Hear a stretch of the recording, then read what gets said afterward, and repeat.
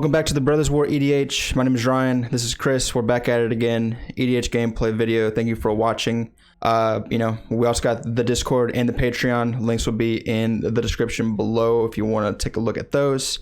And we also want to take this moment to shout out our single soldier. We have a soldier. Yes, in the Patreon, Deja and Tandrew. Thank you for your service. Thank you for your service. We appreciate you. Yeah. Yes. We appreciate you very much. And with that, we're gonna go into our question of the week. Question of the week Brought to you by me. Yes. First of all, thank you for the feedback. We wouldn't have brought question of the day back or question of the week back if it wasn't for you guys. And we know you like it. We love to hear what you guys think about it. So yeah, Absolutely. we're gonna bring it back to you. We start off with a good one. Why do you love Magic? Why do you love Magic? Why do you love Magic? Why is MTG such a vital part of your life, Ryan? I think it goes back to, just I've been playing Magic for so long, and it's, there's been a lot of great memories with Magic, with decks that I've made or friendships that I've come to appreciate over the years. The game itself, I like how challenging it is, the deck building process, making critical decisions, doing your best trying to win. It's fun. That's probably the biggest thing is it's just a fun game that even though it's pretty expensive, it's worth the money to me. It's worth being able to continually just play. That's all it really is. That's why I love Magic. What about you? I would say I love Magic because it's a great way for you to express yourself in multiple facets, right? You've got the deck building process where you can get as creative as you want to be, especially in Commander. You got, the way you play being another expression of how, you love to play as a gamer. Ryan and I, we've been playing games for almost our whole life. Yeah. And we're huge gamers, so we love pushing those boundaries. Magic is also just getting back into Magic. We had Commander 2016 is when we got back into Magic. Man. Our boy Blake, y'all have seen him on the channel. He bought us all precons, and was like, hey, let's get back into Commander. We were dabbling around in constructed formats, but the resurgence of Commander for us, at least for me and Ryan, came through Blake. So, it's a good way to just hang out with your friends, So, I just love almost everything about it, it's very fun to play. It's a good time with your friends. And, it could also be very competitive, which we are. So, that's why I love Magic. Yeah, there's nothing like getting together with your friends and just playing, just sharing that experience, it's something that, we're hoping to continue as long as we're around. Like sometimes I imagine being like 70 years old and just busting out just like a 40-year-old deck, just being like, man, I've been playing this for so long. And, some of y'all probably have those decks that you have fond memories of that you maybe started playing and you've tweaked over the years, and it's just been a big part of your experience as a player. So we like to hear from you. Why do you love Magic? Why do you love Magic? Why do you love Magic? Yeah, we really want to hear your thoughts. Thanks again for the feedback on question of the day. And with that, let's just get into opening hands. Starting us off, we got Chris on Giada Font of Hope. This is an Angel Tribal deck that wants to use Giada as a resource to be able to turbo out your Angels, get +1/+1 counters on them, swing out with flying beaters to win the game. Next we got my boy Art on Titania, Protector of Argoth. This is a mono-green landfall deck that wants to get a bunch of lands out on the battlefield, sacrifice them at instant speed to be able to get 5/3 elemental tokens, to swing out with a huge army to win the game. Next we got Josh on Yarok the Desecrated. This is a Sultai ETB deck that wants to get a bunch of permanents with Enter the Battlefield triggers, be able to double up on those triggers, get a ton of value to swing out and win the game. Finally, we got Drew on Wilhelt the Rot Cleaver. This is a Dimir zombie tribal deck that wants to use Wilhelt as an engine to be able to draw cards, get a ton of zombies on the battlefield, swing out, and win the game. And with that, let's go to war. Chris starts us off by drawing a card and playing a Plains as his land for turn. He then casts a Soul Ring and passes the turn to Art. Art draws a card and plays a Forest as his land and taps and casts an Elvish Reclaimer, passing to Josh. Josh draws and plays a tapped Zagoth Triome, passing to Drew. Drew draws a card and plays a Polluted Delta, passing to Chris. Chris draws a card and he plays a Plains as his land for turn. He then taps 3 and casts Giada, Font of Hope. He then passes to Art. Art draws a card, plays a Forest, and then moves to combat, swinging 1 at Josh. Drew cracks his Polluted Delta, going to grab a Watery Grave. Josh takes 1 and Art passes to Josh. Plays a Polluted Delta as his land for turn, and fetches a Breeding Pool, casting a Sylvan Library. He then passes the turn to Drew.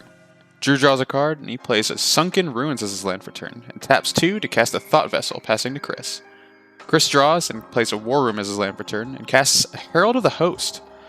Gets a counter on and passes to Art. Art draws and plays a Windswept Heath as his land for turn. He then cracks it, going to fetch a Forest, and then taps 3 to cast Ramanop Excavator. He then moves to combat and swings 1 at Drew. Drew takes 1 and then passes to Josh. Josh untaps and then has a Sylvan Library trigger. Josh activates Sylvan Library, rearranging the top 3 and not taking any extra cards. He then plays a Swamp as his land for turn, and casts a Toxic Deluge, paying 5 life. He wipes the board and passes to Drew. Drew draws a card and plays a Tainted Isle as his land for turn. He then taps 4 and casts Wilhelt, passing to Chris. Chris untaps, draws a card for his turn. He then taps 4 for an Everflowing Chalice for 2. He then taps 3 mana and casts an Angelic Sleuth, passing the turn to Art. Art draws a card and plays a Forest as his land for turn. He then casts a Green Suns for 3. Getting Wood Elves to the battlefield, searching his library for a Dryad Arbor. He then passes the turn to Josh. Josh activates Sylvan Library and then stacks them, not taking any extra cards, and then plays an Ancient Tomb as his land for turn. He then taps for 5, taking 2, and casts a Yarok the Desecrated, passing to Drew. Drew draws and then plays a Phyrexian Tower as his land for turn. He then taps 1 and casts a Crypt Breaker. Drew activates Phyrexian Tower, sacrificing the Crypt Breaker to add 2 mana. He triggers Wilhelt and gets his Decayed Zombie, and casts a Headless Rider. He then casts a Diabolic Intent, sacrificing his Decayed Zombie to go tutor a card to his hand. Drew moves to combat and swings 3 at Chris. Chris declares no blocks. Drew passes the turn. Chris draws and plays a Plains as his land for turn. He then taps for 4 and casts Giada, Font of Hope. He then moves to combat and swings Angelic Sleuth at Josh, and Josh declares no blocks. He then passes the turn to Art. Art draws a card, taps for 5, and then casts a Titania, Protector of Argoth. Enter the battlefield trigger, Art gets a Windswept Heath from his graveyard, and then passes to Josh. Josh activates Sylvan Library and then rearranges them, putting them back on top, not taking any extra cards. He plays a Forest as his land for turn, and taps 4 to cast a Temur Sabertooth. He then moves to combat and swings 3 at Drew. Drew declares no blocks and takes 3, and Josh gains 3. He then passes the turn to Drew. Drew draws a card and he plays a Path of Ancestry. He then casts a Phyrexian Altar. Passes the turn to Chris. Chris draws a card. He casts a Steel Seraph. Chris moves to combat and triggers Steel Seraph, giving Giada, Font of Hope lifelink, and then swings Angelic Sleuth and Giada at Josh. Josh declares no blocks and he takes 4. At the end of turn, Art sacrifices his Windswept Heath, taking a life, and tutors up a Forest to the battlefield. This will trigger Titania to get a 5/3 Elemental. Art draws a card. He plays a Rishkar's Expertise, drawing 5 cards and casting a Skyshroud Claim. Skyshroud Claim resolves and he tutors up 2 Forests to the battlefield. Art then casts a Zurin Orb and then moves to combat. He swings a 5/3 Elemental at Josh, and Josh declares no blocks, taking 5. Art moves to discard and then discards a Roiling Regrowth, passing to Josh. Josh activates Sylvan Library and then rearranges them, taking 1 extra card. He plays a Misty Rainforest as his land for turn, and then cracks it, paying 1 life to get a Watery Grave tapped. He then casts a Phyrexian Metamorph, paying 2 life, and copies the Steel Seraph. He then moves to combat and swings 3 at Drew with Yarok. Drew declares no blocks, Josh gains 3 life, and Drew takes 3. Josh passes the turn. Drew draws a card, and he gets a Field of the Dead tap. He then casts a Meathook Massacre for 0. Drew moves to end step, sacrificing his Headless Rider to Wilhelt, and then gets a Decayed Zombie and a regular zombie from the Headless Rider, and draws a card. He then passes the turn to Chris. Chris untaps and draws a card for his turn. He plays a Plains as his land for turn. He taps 4 for an Angel of Jubilation, and Art responds by sacking a Dryad Arbor to gain 1 life, and then trigger Titania to get a 5/3 elemental. Chris moves to combat and activates Steel Seraph, putting lifelink onto Steel Seraph, and swings Giada and Angelic Sleuth at Drew and Steel Seraph at Josh.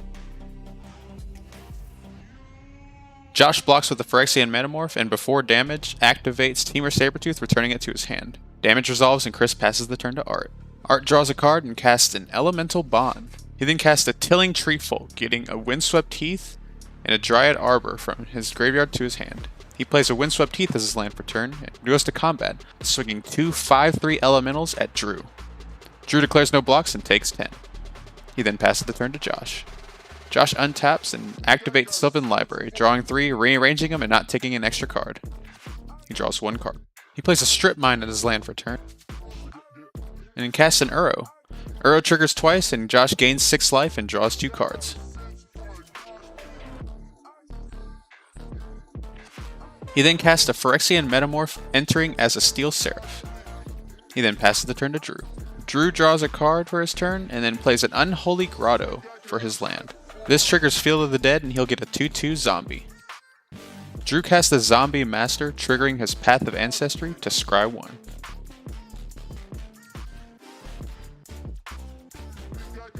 Drew moves to combat and swings 5 at Chris. Chris declares no blocks, and he takes 5. Drew passes the turn. At the end of Drew's turn, Chris activates War Room to pay 1 life and draw 1 card. Wilhelt will trigger, and he'll sacrifice a regular zombie, triggering Meathook Massacre to deal 1 damage to his opponents. He gets a Decayed Zombie and draws a card. Chris draws a card for his turn and casts an Avacyn Angel of Hope. Josh responds and casts a Pact of Negation, targeting Avacyn Angel of Hope. Chris moves to combat and gives Steel Seraph lifelink, swinging the Steel Seraph and Giada at Art, and the Angelic Sleuth and the Angel at Drew. Art responds and casts a Force of Vigor for its alternative cost, exiling an Exploration, targeting the Meathook Massacre and the Steel Seraph. Force of Vigor resolves, and then damage goes through, and Drew and Art both take 6. At the end of turn, Art sacrifices a Windswept Heath to Zurin Orb to get a 5/3 elemental and draw a card from Elemental Bond. He does the same thing with another forest, and then another forest, and then another forest, and then another forest. Art moves to his turn and draws a card. He plays a forest as his land for turn, and then casts a Splendid Reclamation. Splendid Reclamation resolves, and Art returns 4 forests and a Windswept Heath to the battlefield tapped. Moves to combat. Art moves to combat and swings Titania and 3 elementals at Chris, and 2 elementals at Drew. Drew declares blocks on a zombie and Zombie Master. 4 damage resolves. Drew activates Zombie Master to regenerate both his zombie and his Zombie Master that he blocked with. Damage goes through, and Chris goes down to 6, and Drew goes to 5. Art moves to discard and discards a Wooded Foothills and passes to Josh. Josh activates his Sylvan Library and draws 3 cards, rearranging them in any order, and doesn't take any extra, drawing 1. He plays a Woodland Cemetery as his land for turn, and he casts a Cloudstone Curio. Passes the turn to Drew. Drew draws a card for his turn. He plays a Swamp as a land for turn, triggering the Field of the Dead, getting a zombie. He activates Takanuma Abandonmire's channel ability to mill 3 cards.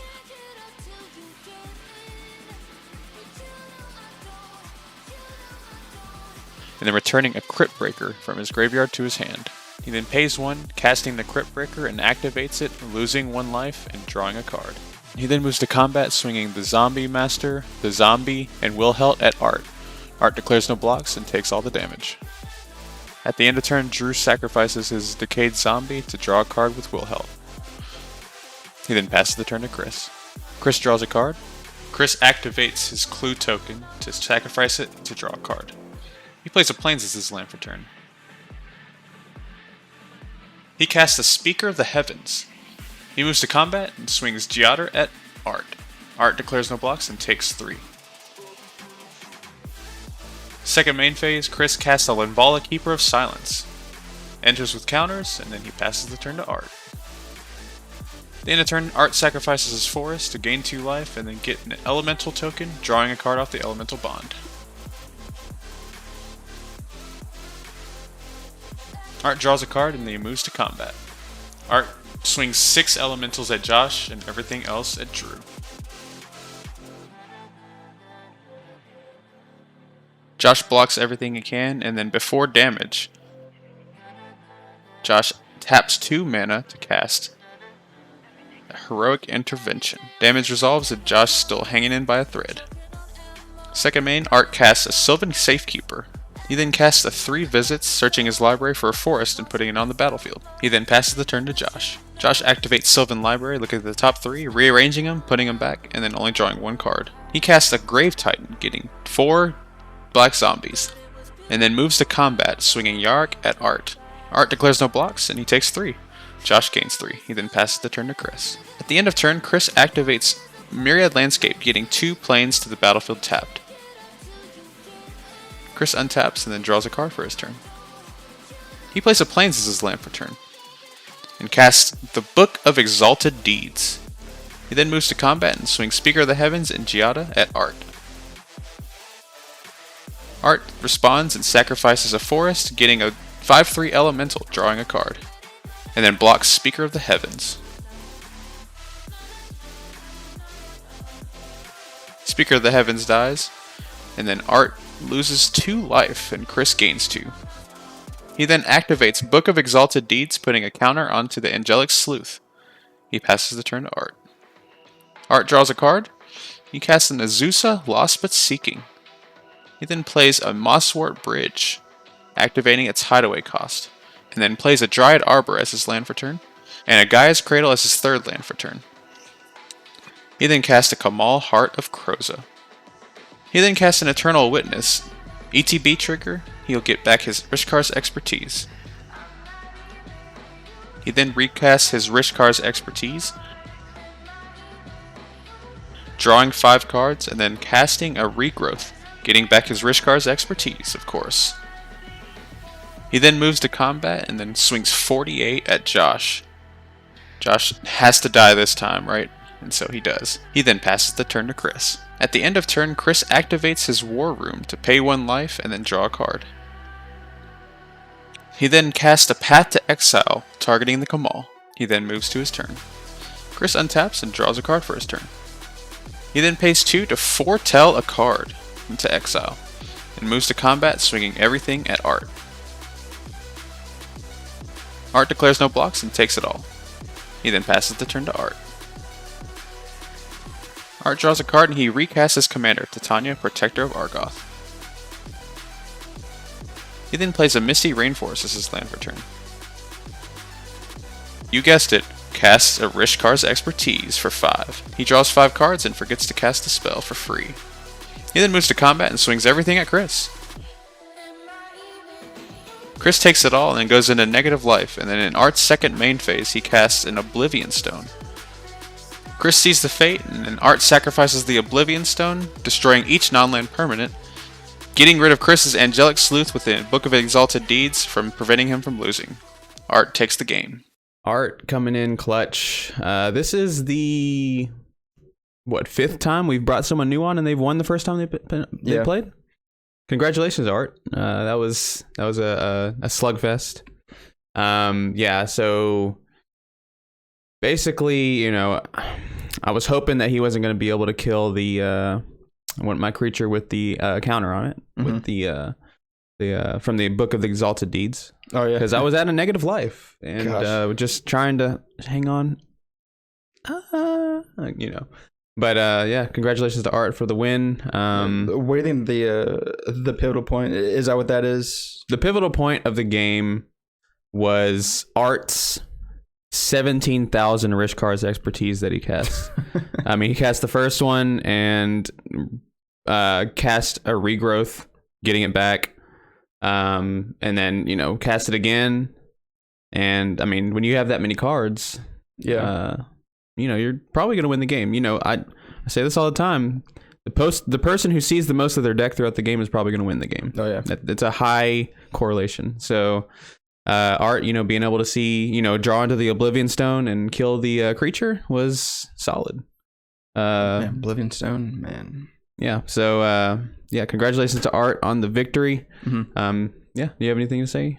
Monocolored representation at the table. I love monocolored decks. Ryan loves his no color decks. Yeah.